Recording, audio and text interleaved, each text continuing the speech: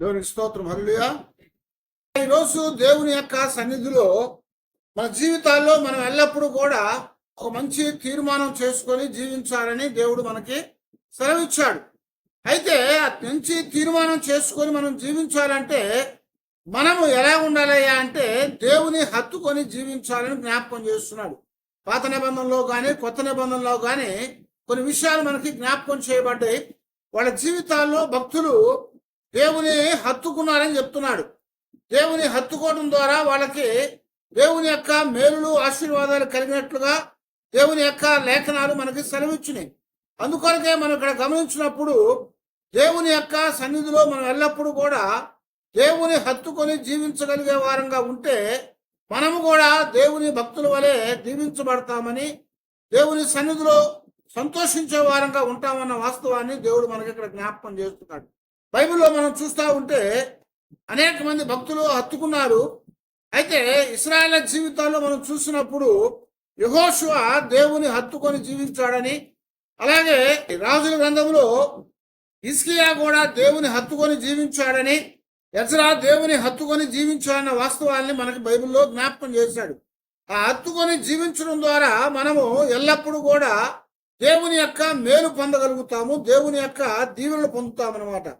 అయితే ఇక్కడ దేవుడు ఒక మాట చెప్తున్నాడు, దేవుని హత్తుకొని ఉండాలని. దేవుడు పాత నిబంధనలో కూడా చాలా పర్యాయాలు ఆయన వాళ్ళకి హెచ్చరించాడు, వాళ్ళని అలాగా ఉండమని ఆయన సెలవిచ్చాడు.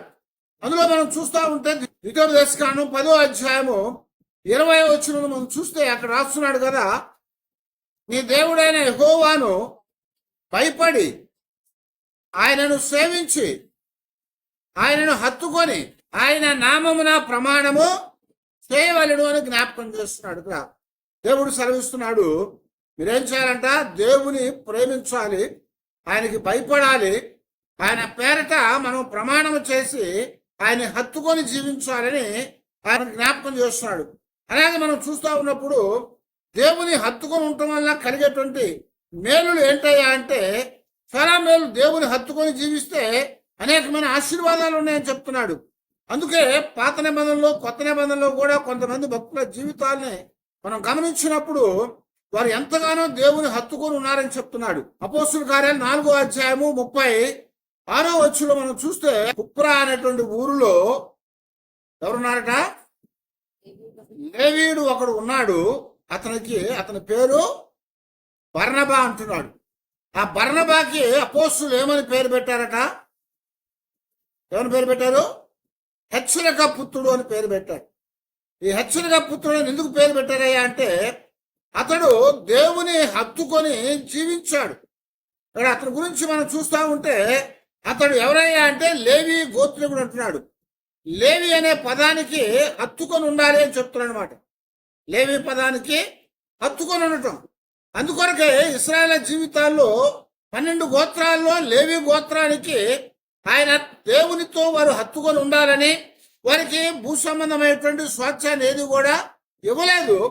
దేవుడు తానే వారికి స్వాస్థ్యమని ఆయన జ్ఞాపకం చేశారనమాట. వారు దేవుని హత్తుకొని ఉండటం ద్వారా ఆయన వారికి తనను తాను అప్పగించుకున్నాడు. అది ఎంతో ఆశీర్వాదం అని దేవుని యొక్క లేఖనాల్లో జ్ఞాపకం చేస్తున్నారన్నమాట. కాబట్టి ఇక్కడ దేవుని హత్తుకున్నటువంటి ఆ యొక్క బర్నబా అనేటువంటి అతని జీవితంలో దేవుడు ఎన్నో గొప్ప కార్యాలు చేసినట్టుగా దేవుని వాక్యం అందు మనకి సెలవుపడతా వచ్చింది. కానీ ఇక్కడ మనం చూస్తూ ఉంటే దేవుని వాక్యం ద్వారా దేవుడు మనతో చెప్తూ ఉంటాడు కదా, మనము కూడా దేవుని హత్తుకోవాలి. దేవుని హత్తుకోవాలంటే ఎలా హత్తుకోవాలి అంటే యెహోషువ గ్రంథము 23వ అధ్యాయము 6 నుంచి ఏమన్నా అంటే, మీరు దేవుని యొక్క సన్నిధిలో దేవుని యొక్క మాటలు మీరు గైకున్నట్లయితే, ఆయనతో సాంగత్యము చేసినట్లయితే, ఆయనతో మీరు జీవించినట్లయితే ఈ దేశంలో మీకు గొప్ప ఆశీర్వాదం ఇస్తానంటున్నాడు. ఆయన దేవుణ్ణి మీరు హత్తుకోవాలని చెప్తున్నాడు. దేవుని హత్తుకోవాలంటే మనకి ఇక్కడ 4 విషయాలు జ్ఞాపకం చేస్తున్నాడు. ఎలాగ మనం ఎత్తుకోవాలయ్యా అంటే, దేవుని హత్తుకోవాలంటే దేవుని యొక్క ధర్మశాస్త్రాన్ని గైకుంటా దాన్ని అనుసరించే వారంగా మనం ఉండాలి అని 6వ వచనంలో చెప్తా వచ్చాడు. మీ యొక్క ధర్మశాస్త్రాన్ని మీరు అనుసరించాలి, దాన్ని గైకొనాలి, దాని మీద మీ మనసును దృఢముగా చేసుకోవాలని చెప్పాడు. అలాగా చేసుకున్నప్పుడు మీ జీవితాల్లో మీరు దేవుని హత్తుకొని ఉండగలుగుతారు. దేవుని యొక్క ధర్మశాస్త్రాన్ని మనము అనుసరించినప్పుడు, ఆ దేవుని యొక్క మాటలు మనం విన్నప్పుడు అవి మనల్ని తొలగిపోకుండా చేస్తాయి. దావీదు కూడా దేవుని వాక్యంలో 119 కీర్తనలో కూడా అదే మాట మనకి జ్ఞాపకం చేస్తూ ఉంటాడు. ఇదిగో నీ వాక్యం నా హృదయంలో నేను దాచుకొని ఉన్నానంటున్నాడు. నేను అటు ఇటు తొలగిపోకుండా, నేను జారిపోకుండా నీ వాక్యము నా హృదయంలో ఉందని చెప్తా ఉంటాడు. దేవుని వాక్యము దావీదు హృదయంలో చేర్చుకోవడం ద్వారా ఆయన అటు ఇటు జారిపోకుండా భద్రపరచబడ్డాడు అని. యవనస్తులు కూడా అలాగే ఉండాలన్న వాస్తవాన్ని దేవుడు ఇక్కడ వారికి సెలవిస్తా వచ్చాడు దావీదు ద్వారా. అలాగ దేవుని హత్తుకోవాలంటే మొట్టమొదట ఆయన మాటలు మన జీవితాల్లో ఉండాలంటున్నాడు. యేసు ప్రభు వారు కూడా యోహాను సువార్తలో శిష్యులతో మాట్లాడుతూ ఆయన కూడా వాళ్ళకి ఏం చెప్పాడంటే, మీరు నా మాటల్ని గైకొనాలి. మీరు నా మాటలు గైకొన్నట్లయితే, వాటిని మీరు హృదయంలో చేర్చుకున్నట్లయితే మీరు నా వారై ఉంటారని, మీరు నన్ను ప్రేమించేవారుగా ఉంటారని దేవుడు ప్రభువారు శిష్యులతో మాట్లాడుతూ వచ్చాడు. మరి దేవుని మాటల్ని గైకొనాలి, వాటిని హృదయంలో చేర్చుకోవాలి. వాటిని హృదయంలో చేర్చుకోవడం ద్వారా మన జీవితాల్లో ప్రభువుని హత్తుకొని ఉండగలిగే భాగ్యం ఉంటుంది. ఎందుకనంటే దేవుడు అంటే ఎవరు? వాక్యమే అని జ్ఞాపకం చేస్తున్నాడు. దేవుడు అంటే వాక్యమై ఉన్నాడు. ఆ వాక్యమే మన మధ్యలోనికి వచ్చింది. కాబట్టి ప్రభువు యొక్క మాటలు మన జీవితాల్లోకి చేర్చుకున్నప్పుడు, దేవుని యొక్క మాటలు మనము పట్టుకొని ఉన్నప్పుడు, ఆ మాటల్ని మన హృదయంలో నింపుకున్నప్పుడు మన జీవితాల్లో మనం ప్రభువుని హత్తుకొని జీవించగలిగే వారంగా ఉంటాము అంటున్నాడు అనమాట. ఎందుకు? ఆయన మాటలు మన హృదయంలో ఉన్నాయి కనుక మనము ఆయనతో హత్తుకొని ఉండగలము. దేవుని మాట మన హృదయంలో లేకపోతే దేవుణ్ణి మనం హత్తుకోలేము, దేవునితో మనం జీవించలేము. దేవుని మాట లేనప్పుడు, దేవునితో మనం జీవించినప్పుడు దేవుణ్ణి హత్తుకొని ఉండకుండా మనం జారిపోయేటువంటి వారంగా మనం ఉంటాము. కాబట్టి ఇక్కడ ఏమన్నా అంటే, అదిగో మీరు మోషే యొక్క ధర్మశాస్త్రంలో రాయబడిన వాటన్నిటిని కూడా గైకొని అనుసరించడానికి మీ మనసును దృఢము చేసుకోవాలని చెప్తున్నాడు. దేవుని మాటలు గైకొని వాటిని అనుసరించడానికి మన హృదయాన్ని దృఢం చేసుకున్నప్పుడు దేవుని మనం హత్తుకొని జీవించగలిగే వారంగా ఉంటాము. దేవుణ్ణి హత్తుకొని జీవించగలుగుతాం. యెహోషువ చెప్పిన మాట అదే. మీరు ఎవరిని సేవిస్తారో మీరైతే మీరు ఎంచుకోండి, నేను నా కుటుంబం మాత్రము యెహోవానే సేవిస్తాం, ఆయన్నే మేము హత్తుకొని ఉంటాము. మీరు నదికి అద్దరినటువంటి ఐగుప్తీయుల యొక్క దేవతలను అనుసరిస్తారు, అన్ని దేవతలను అనుసరిస్తారు నాకు తెలియదు, కానీ నేను మాత్రము దేవుని హత్తుకొని ఉంటాను, నా కుటుంబము కూడా దేవుని హత్తుకొని ఉంటది అని జ్ఞాపకం చేశాను. అలాగా దేవుని హత్తుకొని ఉన్నాడు కనుకనే దేవుడు అతని జీవితంలో గొప్ప ఆశీర్వాదాన్ని కలిగించాడు. దేవుని యొక్క వాగ్దాన దేశంలోనికి ఆ కుటుంబాన్ని ఆయన తీసుకొని వచ్చినట్టుగా దేవుడు మనతో సెలవిస్తూ వచ్చాడన్నమాట. ఆ వాక్యము మన జీవితాల్లో వెలుగుగాను దీపముగాను ఉండి నడిపించేదిగా ఉంటది. అప్పుడు మనం ప్రభువుని హత్తుకొని మనం నడవగలుగుతాము. అలాగ నడవటానికి దేవుని వాక్యం మన హృదయాల్లో నింపబడాలి అని చెప్తున్నాం. మరొకటి మనం చూసినట్లయితే దేవుణ్ణి హత్తుకొని ఉండాలంటే 7వ వచనం ఏమంటాడు? అక్కడ ఉన్నటువంటి అన్య సంబంధమైనటువంటి వాటన్నిటిని కూడా మీరు ఏం చేయాలంట? దూరం చేయాలి. దుష్టుల సంబంధమైనటువంటి వాటిని మీరు దూరం చేయాలి. ఆ యొక్క అన్య సంబంధమైనటువంటి వాటి యొక్క ఇన్ఫ్లుయెన్స్, ప్రభావం అనేది మీ మీద ఉండకూడదని చెప్తా వచ్చాడు. చాలా పర్యాయాలు మన చుట్టూ ఉన్నటువంటి వారి యొక్క ప్రభావము మన మీద పడతా ఉంటుంది అన్నమాట. ఆ యొక్క ప్రభావం ఎంతగా పడుతుందా అంటే, ఎంత మంచోడిని తీసుకెళ్ళి ఓ చెడ్డ సమాజం దగ్గర ఉంచినప్పుడు ఏమవుతుంది? కొంతకాలానికి వీడు కూడా చెడ్డవాడైపోతాడు. కనుక మనము మన చుట్టూ ఉన్నటువంటి అన్య సంబంధమైనటువంటి వారితో సాంగత్యం అనేది చేయకూడదు అని చెప్తున్నాం. వారితో మనము లోతైనటువంటి ఆ సాంగత్యాన్ని కలిగి ఉండకూడదు. ఆ సాంగత్యం ఏం చేస్తంట? దేవుని మనం హత్తుకొని ఉండకుండా అది మనల్ని దూరం చేస్తూ ఉంటుంది. కానీ దేవుని హత్తుకోవాలంటే అన్య సంబంధమైనటువంటి సాంగత్యాన్ని మనం దూరం చేసుకోవాలి. పౌలు గారు కూడా అదే మాట చెప్పాడు. ఏమన్నాడు? ఇదిగో వెలుగునకు చీకటికి పొత్తు ఏంటి? క్రీస్తునకు బెలియాలకి సంబంధం ఏంటి? వెలుగుకి చీకటికి సంబంధం లేదు, క్రీస్తుకు బెలియాలకి సంబంధం లేదు, పొత్తు లేదు. కనుక మనము దేవుని పిల్లలంగా అన్య సంబంధమైన వాటిని మనం దూరం చేసుకోవాలి. అంటే లోకంలో ఉన్న వారితో మనము కలవకుండా ఉండాలని కాదు, లోకంలో ఉన్న వారితో మనము కలవకుండా ఉండాలని కాదు, లోకంలో వారితో మనం మాట్లాడాలి. లోకంలో వారితో మరి మనం బాహ్యంగా కొంత సహవాసం ఉండాలి, కానీ దైవ సంబంధంగా లేకపోతే ఆత్మీయ సంబంధమైనటువంటి సహవాసం అనేది మనతో వారితో మనకి ఉండకూడదని చెప్తున్నాను. కొంతమంది ఏమంటారంటే, నేను అక్కడికి వెళ్తానండి ఇక్కడికి వెళ్తానని అంటారు. ఆ దేవుడు కూడా ఈ దేవుడు కూడా నాకు సమానమే అని చెప్తా ఉంటారు. అయితే ఆ దేవుడు ఈ దేవుడు సమానం కాదు, వాళ్ళు వీళ్ళు ఒకటే కాదు. నేను రోషం కలిగిన దేవుడిని అని చెప్పాడు ఆయన. నేను రోషం కలిగిన దేవుడిని, నేను పరిశుద్ధుడిని అని చెప్తున్నాడు ఆయన. ఆయన రోషం కలిగిన దేవుడు, ఆయన పరిశుద్ధుడు కనుక మన జీవితాల్లో అన్ని సంబంధమైన వారితో మనకి పొత్తు అనేది లేకుండా ఉండాలి. అదే ఇశ్రాయేలుతో దేవుడు ప్రత్యేకంగా చెప్పిన మాట అది. ఆయన అన్నాడు, మీకు ఇచ్చేటువంటి ఆ వాగ్దాన దేశంలోకి మీరు వెళ్ళినప్పుడు అక్కడ ఉన్నటువంటి 7 తెగలను నేను మీకుంటే ముందుగా వారిని వెళ్ళగొడుతున్నాను. వారిని వెళ్ళగొట్టాను కాబట్టి ఇంకా ఏమైనా శేషం ఉంటే అక్కడ వాళ్ళందరూ కూడా మీరేం చేయమన్నాడు? మీరు వాళ్ళని దూరపరచాలి, వాళ్ళని తోలివేయాలని చెప్తున్నాడు. వాళ్ళని తోలివేయకపోతే ఏమవుతాయా అంటే, ఇందా మనం చదివినట్టుగా 13వ వచనంలో అంటున్నాడు కదా, అక్కడ ఉన్నటువంటి అన్ని జనాంగమును కొట్టివేయట మానొద్దు, మీరు వారందరూ కూడా మీరు బయటికి తోలివేయాలి. ఒకవేళ మీ దేవుడని యెహోవా మీకు ఇచ్చిన ఈ మంచి దేశంలో ఉండకుండా మీరు నశించుతారు అని చెప్తున్నాడు. వారిని ఉండనిచ్చినట్లయితే ఏమవుద్దట? వారు మీకు ఉరిగాను బోరుగాను మీ పక్కల మీద కొరడానగాను మీ కనులలో ముళ్ళుగా ఉండునని జ్ఞాపకం చేస్తున్నాం. వాళ్ళని మీరు ఉండనిచ్చినట్లయితే మీకు చాలా ఇబ్బంది కలుగుతుంది. వారు మీ జీవితాలు ఏం చేస్తారంట? పాడు చేసేవారుగా ఉంటారు. దేవుడు వాళ్ళకి అంతగానే హెచ్చరించాడు అది. అయితే వాళ్ళు మాత్రం ఏం చేశారంట? దేవుని మాట వినలేదు ఇశ్రాయేలు. అక్కడ ఉన్నటువంటి అన్ని జనాంగాన్ని వాళ్ళు సంపూర్తిగా నిర్మూలన చేయలేదు. నిర్మూలన చేయకపోగా దేవుడు చెప్పాడు వాళ్ళతో, మీరు వాళ్ళ పిల్లలను మీరు వియ్యం తీసుకోకూడదు, మీ పిల్లలను వారికి వివాహానికి ఇవ్వకూడదని చెప్పాడు.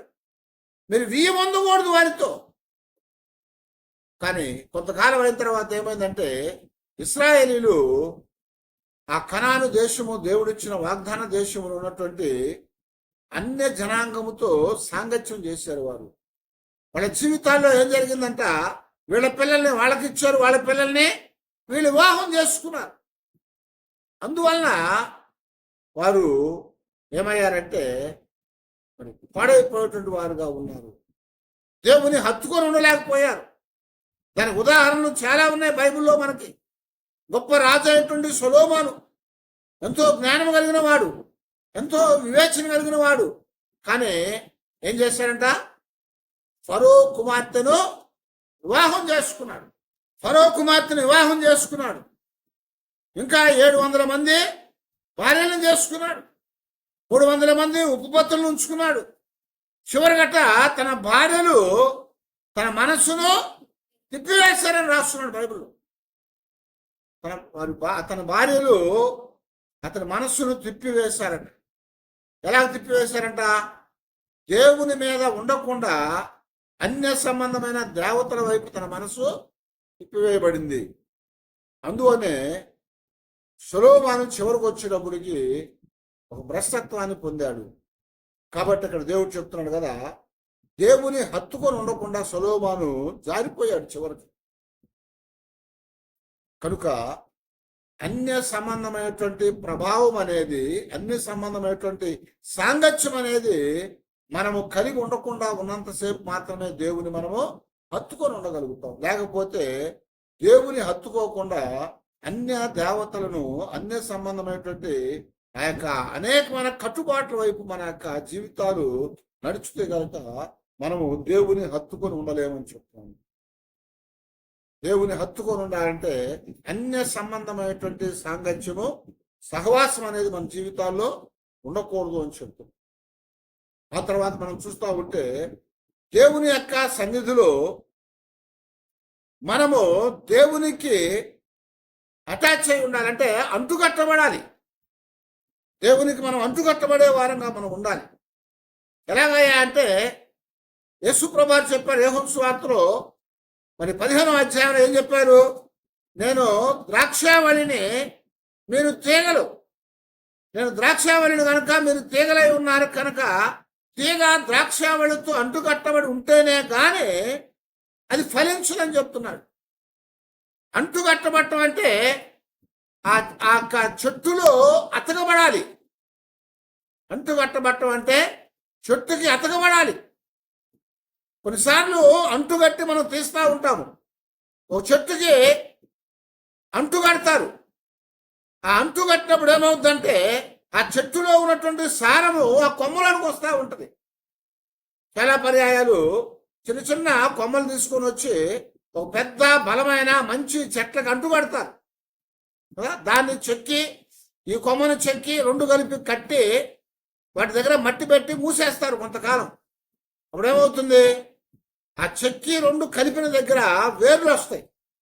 ఆ వేర్లు వచ్చి నాకేమవుతుందంటే ఆ వేర్లతో ఉన్నప్పుడు ఆ యొక్క చెట్టులో ఉంచి సారం తీసుకుంటుంది. అది పూర్వకాలాల్లో ఓ చెట్టు విత్తనం వేసామంటే అది పెరిగి పెద్ద అయిన తర్వాత సుమారుగా కొన్ని సంవత్సరాలు పడుతుంది ఫలాలు రావటానికి కదా. చాలా కాలం పట్టుద్ది. మామిడి చెట్టు నాటారనుకోండి, ఓ 10 సంవత్సరాలు అయితే కానీ దానికి పంట వచ్చేది కాదు. ఇదివరకు అది పెద్ద మానైపోతే కానీ పంట వచ్చేది కాదు. అయితే ఇప్పుడు చిన్నగా నేల మీదే ఉంటుంది, బీభత్సమైన కాయలు వచ్చేస్తుంది. అవి ఒక పెద్ద చెట్టు, మంచి చెట్టుకి అంటు కట్టబడినటువంటి ఆ యొక్క వంగడంగా అది తయారు చేయబడింది అన్నమాట. అలాగా దానిలో ఉన్న సారం తీసుకొని దానిలో ఉన్నటువంటి లక్షణాన్ని ఇది కలిగి ఉంటుంది. అందుకే యేసుప్రభువు చెప్తూ అన్నాడు కదా, నేను నిజమైన ద్రాక్షను వల్లినై ఉన్నాను, మీరు తీగల గనక మీరు నాలో అంటు కట్టబడినటువంటి వారుగా ఉండాలి అని చెప్తాను. అలా అంటు కట్టబడితేనే కానీ మనం ఏమవుతాము? ఫలించే వారంగా ఉంటాం. అంటు కట్టబడ్డామంటే అంటు దాన్ని గట్టిగా అత్తుకొని ఉంటే కానీ ఈ కొమ్మలోనికి సారం రాదు. ఆ కట్టబడేటువంటి కొమ్మ వాడిపోకుండా ఉంటుంది. లేకపోతే ఏమవుతుంది? ఆ కొమ్మ వాడిపోయి సారం లేకుండా అది జారిపోద్ది. కానీ ప్రభువు చెప్పినట్లుగా ఆయన నిజమైనటువంటి ద్రాక్షావళి, మనము తీగలము గనక మనము ఆయనకి అంటు కట్టబడినటువంటి వారముగా మనం ఉండాలి. అలాగ అంటు కట్టబడినప్పుడు మనం ఏమవుతామంటే దేవునితో మనం జీవించగలిగిన వారంగా ఉంటాము. దేవుని పిల్లలుగా మనము ఆశీర్వాదాలను పొందగలిగిన వారంగా ఉంటాము. దేవుని సన్నిధిలో మనం సంతోషించడానికి దేవుడు గొప్ప అవకాశాన్ని మనకి ఇచ్చేటువంటి వాడుగా ఉన్నాడన్న వాస్తవాన్ని మనకు దేవుడు జ్ఞాపకం చేస్తూ ఉన్నాడు. అందుకొరకే మనం ఎల్లప్పుడూ కూడా దేవుని హత్తుకొని జీవించాలి అని చెప్తాం. దేవుని హత్తుకోవాలి. దేవుని హత్తుకోవాలంటే ఆయనలో మనం అంటు కట్టబడాలి. ఆ అంటు కట్టబడినప్పుడు ఆ కొమ్మ ఈ కొమ్మ 2 కూడా అంటుకుపోతాయి. అలాగా ఉన్నప్పుడే ఆ చెట్టులో ఉన్నటువంటి జీవం దీనికి వస్తుంది. ఆ చెట్టులో ఉన్నటువంటి సారం వస్తుంది. ఆ చెట్టులో ఉన్నటువంటి లక్షణాలు దీనికి వస్తాయి. ఆ చెట్టు ఎలాగైతే పంటనిచ్చిందో అదే పంటను ఇది కూడా ఇవ్వగలిగేదిగా ఉంటుంది. కనుక మనము దేవుని హత్తుకొని ఉండాలి. హత్తుకోవాలంటే ఆయనలో మనము అంటు కట్టబడాలి.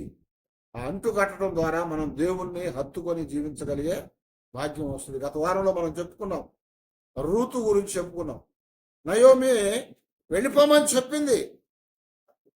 నయోమిని వెళ్ళిపోమా అని చెప్పింది, కానీ ఆ రూతు విడిచిపెట్టలేదు. ఏమంటుంది? నీ జనమే నా జనము, నీ దేవుడే నా దేవుడు, నీ ప్రజలే నా ప్రజలు, నువ్వు ఎక్కడ చచ్చిపోతావు నేను ఎక్కడ చచ్చిపోతాను, ఎక్కడ బతుకుతావు నేను అక్కడ బతుకుతారు. నువ్వేం తింటే అది తింటాను. మరి నువ్వు ఏ దేవుణ్ణి ఆరాధన చేస్తావు, నేను కూడా అదే దేవుణ్ణి ఆరాధన చేస్తాను. కనుక రూతు నయోమిని అంటు కట్టుకొని ఆ మోయాబులో నుంచి మరలా ఆమె బెత్లెహేంకి వచ్చింది కాబట్టి తన జీవితం ఏమైంది? ఫలించింది. తన జీవితం ఫలించింది. తన జీవితంలో గొప్ప ఆశీర్వాదాన్ని పొందింది. తన జీవితము మరి వాడిపోయినటువంటి జీవితాన్ని దేవుడు ఏం చేశాడు? మరలా చిగురింపు చేశాడు. ఎందుకంటే అంటు కట్టబడటం ద్వారా, దేవునిని హత్తుకొని ఉండటం ద్వారా రూతు యొక్క జీవితంలో మాత్రము ఆమె ఎంతగా ఆశీర్వాదం పొందిందా అంటే, మనం చెప్పుకున్నట్లుగా యేసు క్రీస్తు వారంటే లోక రక్షకుని యొక్క మూలమైనటువంటి వంశావళిలో చేర్చబడింది. మూలమైన వంశావళిలో ఆమె చేర్చబడింది.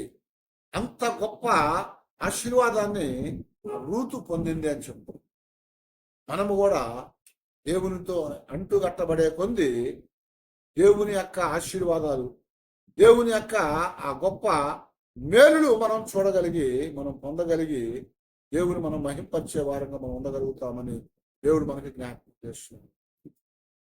కనుక దేవుని హత్తుకోవాలంటే అంటు కట్టబడాలి. ఆ అంటు మరి జాగ్రత్తగా అంటు కట్టబడితే దాని ద్వారా మనము జీవించగలుగుతాం. 63వ కీర్తనలో 7 వచనంలో మనకు రాస్తున్నాడు చూడండి. నీవు నాకు సహాయకుడు అయి ఉంటువి, నీ రెక్కల చాటున శరణుదొచ్చి ఉత్సాహధ్వని చేసదను. నా ప్రాణము నిన్ను అంతే వెంబడించుచున్నది, నీ కుడి చెయ్యి నన్ను ఆదుకొనుచున్నది. హల్లెలూయా.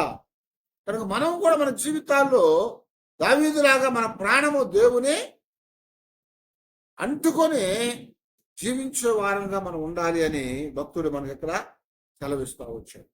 అలాగా జీవించినప్పుడు దేవుని యొక్క మేలు ఆశీర్వాదం మనము పొందుతాము.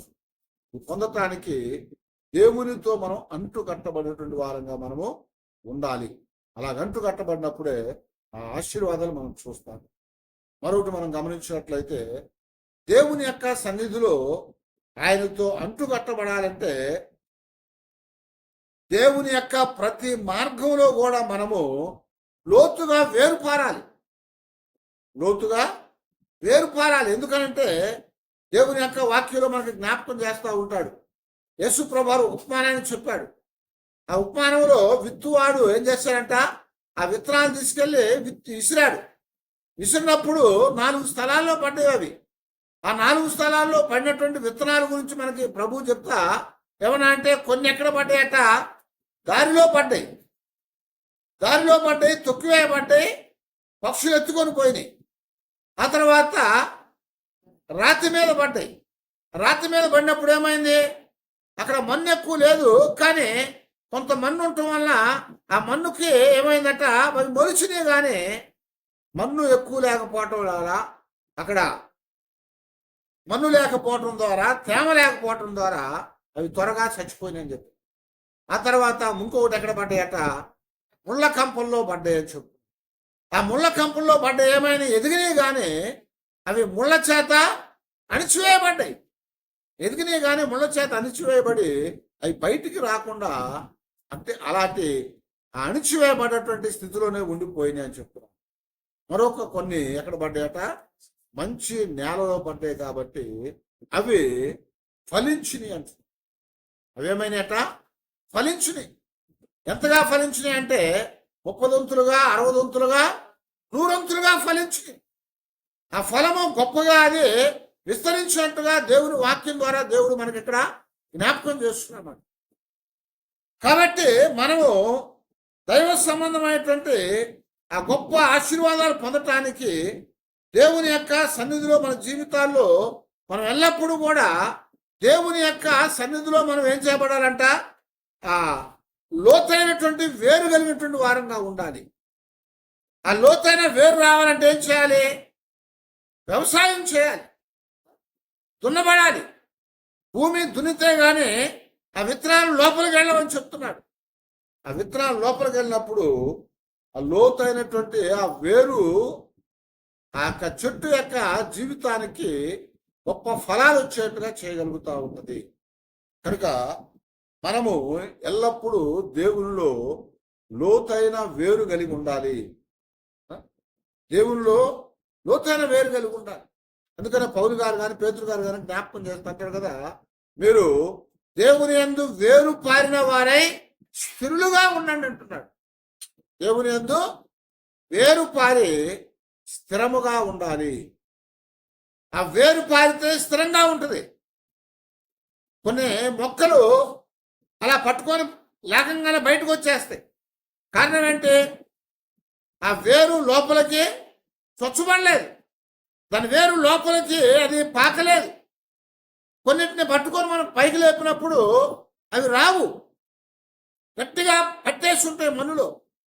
కారణం ఏంటంటే దాని వేరు బాగా లోపలికి చొరబడింది. అందుకే మరి భక్తులు మనకి జ్ఞాపకం చేస్తున్నట్లుగా మీరు క్రీస్తులో వేరు పారి స్థిరులుగా ఉండండి అని చెప్పు. క్రీస్తులో వేరు పారి మనం స్థిరత్వాన్ని కలిగి ఉండాలి. ఎంతగా వేరు పారుతామో అంత స్థిరత్వం అనేది మన జీవితాల్లో ఉంటుంది. వేరు లేకపోతే స్థిరత్వం అనేది ఉండదు. రాత్రి నేల మీద పడ్డ ఏమైనా మొలిచినాయి, కానీ అక్కడ వేరు లోపలికి చొచ్చుకొని వెళ్ళటానికి అవకాశం లేదు, మన్ను లేదు. అందువలన అది త్వరగా వెండిపోయింది. కనుక మన జీవితాల్లో మనం ఎల్లప్పుడూ కూడా దేవునిలో వేరు పారాలి. ఆ లోతైన వేరు మనం కలిగి ఉంటే అంత బలంగా ఉండగలుగుతాం. కొన్ని చెట్లు గాలి రాగానే పడిపోతా ఉంటాయి, గాలి రాగానే పడిపోతాయి. తాటి చెట్లు ఉన్నాయి, కొబ్బరి చెట్లు ఉన్నాయి, వాటి వేరు చాలా పల్చగాను లోతుగా వెళ్ళదు. అది అలా పక్కకి వెళ్ళినప్పటికి కూడా లోతైన వేరు దానికి ఉండదు, బలమైన వేరు దానికి ఉండదు. ఈ గాలి వచ్చినప్పుడు, తుఫాన్లు వచ్చినప్పుడు ఆ కొబ్బరి మొక్కలు త్వరగా పడిపోతాయి కొబ్బరి మొక్కలు. అయితే అదే ఒక మర్రి చెట్టుని లేకపోతే ఒక ముళ్ళ చెట్టుని మనం చూసినట్లయితే ఆ చెట్లు ఎంతగా బలంగా ఉంటాయి అంటే ఎన్ని వచ్చినప్పటికీ ఆ ముళ్ళ చెట్టు అనేది ఎప్పటికి కూడా అది పాడైపోయేదిగా ఉండదు. ఒకవేళ ఎవడైనా చూసి దాన్ని నరికేసుకొని తీసుకెళ్ళిపోయినా సరే మరలా అది చిగురించేదిగా వస్తుంది. అలాగే మర్రి చెట్లను చూసినప్పుడు ఆ మర్రి చెట్లు ఆ ఊడలేసి ఆ ఊడలు ఏమవుతాయి, అవే కొమ్మలుగా మరలా లోపలికి పాతుకుంటా ఉంటాయి. మనం చదివే నేను ఒక మర్రి చెట్టు అట 400 సంవత్సరాల క్రితం ఉందట. అది అలాగా పెరిగి ఎంత పెద్ద అయిందా అంటే 10 ఎకరాలు అలాగ అల్లుకొని ఒక పెద్ద పందిలాగా అయిపోయింది. 10 ఎకరాల్లో విస్తరించింది. ఇప్పుడు దాని మొదలు ఎక్కడ ఉందో, దాని యొక్క మరి ఓడలు ఎక్కడ ఉన్నాయో కూడా అర్థం కాకుండా అయిపోయింది. ఎందుకంటే అంత బలముగా అది లోపలికి చొచ్చుకొని వెళ్ళి వేరు కట్టి ఇప్పుడు దాన్ని ఎంత గాలి వచ్చినప్పటికీ, తుఫాన్ వచ్చినప్పటికీ, అలజడి వచ్చినప్పటికీ అది పెరికి వేయబడదు. కారణం ఏంటంటే దాని ఊడలే పక్కకు జరిగి కిందకి దిగి అవే తన వేరుని మళ్ళా లోపలికి వచ్చింది. కనుక అది ఎప్పటికి కూడా కదిలించబడదు, అది ఎప్పటికి కూడా తీసివేయబడేదిగా ఉండదు అని దేవుని వాక్యం మనకి ఇక్కడ సెలవిస్తూ వచ్చిందన్నమాట. అందువలన మనం ఎల్లప్పుడూ కూడా ఎలా ఉండాలి అంటే మనము దేవునిలో వేరు పారినటువంటి వారంగా ఉండాలి. దేవుని మనం ఎంతగా హత్తుకోగలుగుతామో అంత బలవంతులుగా మనం ఉండగలుగుతాం. దేవుని హత్తుకొని ఉంటాం అంటే వేరు పారి ఉండాలి అని చెప్పి. ఆ వేరు పారినప్పుడు దాన్ని ఎవరు కూడా పెరిగి వేసే అవకాశము లేదు. పాత నిబంధనలో చెప్తున్నాడు, అదిగో నిన్ను అరచేతిలోనే చెక్కుకున్నానంట. చూడుమో, నిన్ను నా అరచేతిలో చెక్కుకున్నాను, నా అరచేతిలోంచి నిన్ను ఎవడు కూడా పెరిగివేయలేడని చెప్తున్నాడు. ఎందుకనగా అంటే ఆ అరచేతిలో దేవుడు మనల్ని చెక్కాడు కనుక దేవుని చేతిలోంచి మనల్ని ఎవరు కూడా పెరికి వేయలేడు.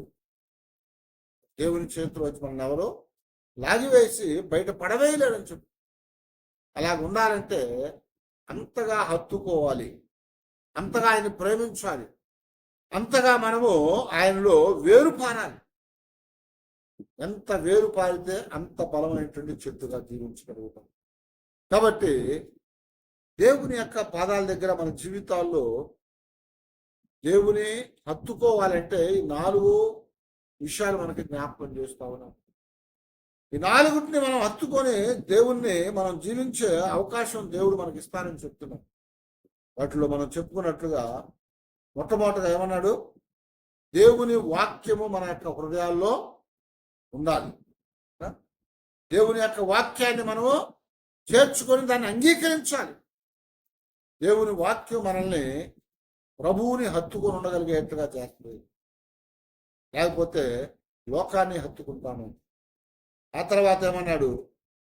దేవుని అంతగా హత్తుకోవాలంటే దేవుని వాక్యాన్ని మన జీవితాల్లో చేర్చుకున్నప్పుడు అన్య సంబంధమైన వాటితో మనం సాంగత్యం అనేది లేకుండా ఉంటాం.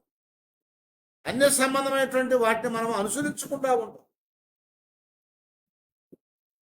మోషే చెప్పినట్టుగా, యెహోషువ చెప్పినట్టుగా, నేను నా ఇంటి వారు యెహోవాని సేవిస్తాము, అనుసరిస్తాము, మీరు ఎవరు చేసుకుంటారు మీ ఇష్టం అని చెప్పు. అలాగా అన్య సంబంధమైన వాటిని మన దగ్గరకు రాకుండా వాటిని దూరపరచాలి. మనం దేవుని పిల్లడం గనక, వెలుగు సంబంధం గనక, దేవుడు మనతో ఉండేటట్టుగా ఆయన్ని మనం హత్తుకోవటానికి అన్ని సంబంధమైనటువంటి ఆ యొక్క ప్రభావం మన మీద పడకుండా మనం జాగ్రత్త చేసుకోవాలి. అలా చేసుకోవాలంటే దేవుని యొక్క రెక్కల నీడలో మనము దాయబడాలి. దేవుని రెక్కల నీడలో మనం దాయబడాలంటే దేవుని వాక్యం మన యొక్క హృదయంలో ఉండాలి. ఆ తర్వాత ఏమన్నాడు? దేవుని సన్నిధిలో మనము అంటుగట్టబడాలి. దేవునితో అంటుగట్టబడతాం, ఫలించగలుగుతాం. దేవునితో అంటుగట్టబడితే మన జీవితాల్లో అంతగా ఆయన హత్తుకొని జీవించగలిగే వారంగా మనము ఉండగలుగుతాం. దేవునితో అంటుగట్టబడకుండా మనం ఆయన్ని హత్తుకొని మనం ఉండలేము. నీ రెక్కల నీడలో నన్ను దాచి నా జీవితానికి ఏమన్నాడు? నిన్ను హత్తుకొని జీవించడం సహాయం చేయమని అడుగుతున్నాడు దావీదు. అలాగా ప్రభు పాదాల దగ్గర ప్రభువుని హత్తుకొని జీవించడానికి బలమైనటువంటి అంటూ ఆయనలో కట్టబడినటువంటి వారంగా మనం. చివరగా ఏమన్నా అంటే మనము అంటు కట్టబడ్డప్పుడు ఆయనలో ఉన్నటువంటి ఆ సారాన్ని మనం తీసుకోవాలి. ఆ సారం తీసుకోవాలంటే వేరు పారాలి. వేరు పారాలి. ఎంత లోతుగా వేరు పారితే అంత బలాన్ని పొందుతాము, అంత స్థిరత్వాన్ని కలిగి ఉంటాము అని చెప్పి. కనుక మనం ఎల్లప్పుడూ దేవుని యొక్క పాదాల దగ్గర ప్రభువుని హత్తుకొని ఉండాలి. ఆయన హత్తుకోవడం ద్వారా మనకి మేలు, దీవెన, ఆశీర్వాదం కలుగుతుంది. అలాంటి కృపా దేవుడు మనకు అనుగ్రహించి ఆయన్ని హత్తుకొని ఆయనలో మనము ఎల్లప్పుడూ స్థిరులుగా ఉండటానికి దేవుడు తన కృప మనకు అనుగ్రహించేట్టుగా ప్రార్థన చేసుకున్నాం. తల వచ్చి ప్రార్థన చేసుకున్నాం.